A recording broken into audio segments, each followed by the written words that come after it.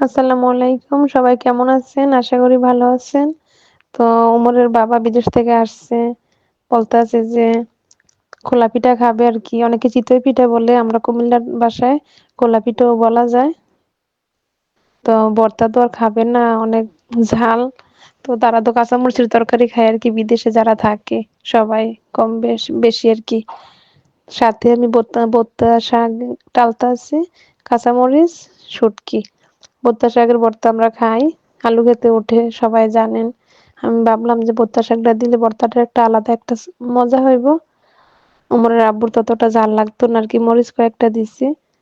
অনেক ভালোই হইছে।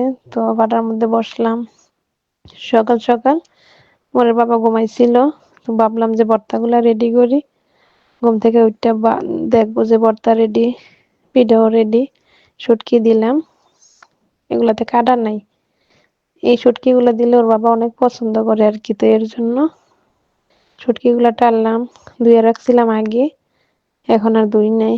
পেঁয়াজ দিলাম, মাছ দেই নাই আরকি। শুটকির ভর্তাটা একটা আলাদা মজা আরকি।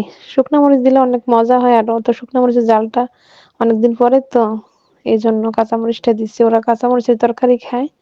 অনেক সুন্দর হয়েছে ভর্তাটা, দেখেন মনে হচ্ছে যেন শাক। উপকার হবে খাইলে, যেহেতু শাক দিয়েছি সাথে, ভর্তা শাক। দেখেন অনেক সুন্দর হয়েছে। এই যে আমার হাতে, এদিকে আবার পিঠার কাই করতেছি। আমি আর পিঠার কাই করি নাই, খোলা পিঠার কাই।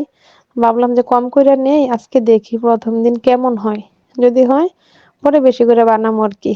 এই যে দেখেন কাই অনেক কম, কিছু মনে করবেন না আপনারা।